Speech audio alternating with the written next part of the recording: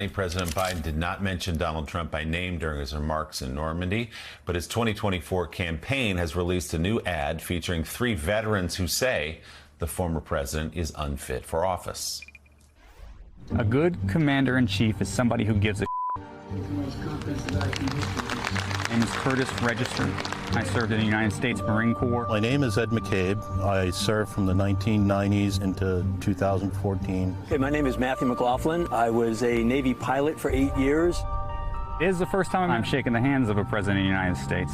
It was pretty impactful to me to see an individual that supports troops not just on the battlefield, but when we return home. I see a man in Joe Biden who accepts accountability and responsibility. And when I see his predecessor, Donald Trump, I see a man who is only in this for himself. Who criticizes veterans, who doesn't see it important for him to go to the funerals. Donald Trump has zero accountability in his life. He's a draft dodger, simple as that. I think the election is the difference between authoritarianism and democracy. And I came to see a president that cares about maintaining democracy. Donald Trump, he's not fit to be commander-in-chief. He's not fit to lead a squad, and he's definitely not fit to be president of the United States. A new ad this morning from the Biden-Harris campaign. Donnie, what do you think?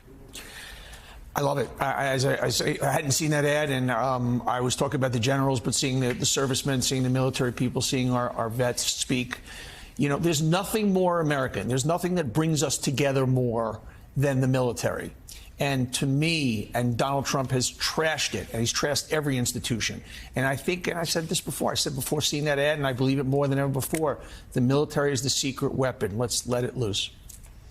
Gene, there's a lot of discussion, as you know, in this town at the moment about President Biden's ability following that Wall Street Journal article, which I know has had, holes poked in it, but it's still causing quite. I was at a meeting of Democrats last night, and they were not bedwetting. I don't like that phrase, because they were just raising kind of concerns about, how President Biden is doing.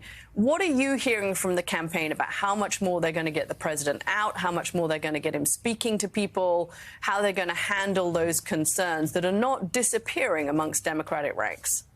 Yeah, I mean, I'm not hearing any huge changes coming, except, of course, they're looking ahead to the debate, assuming the debate actually happens, as an opportunity for President Biden to once again show that he's capable and fit and sharp and alert, and I think they're very quite confident in his ability to perform in that setting, and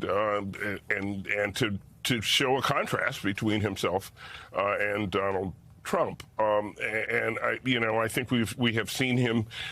He gave that interview to ABC the other day. I hope we see more interviews. I hope we see him more, because I think that's to the campaign's advantage. But the debate is the next big point. I think the next big moment that everybody is looking forward to.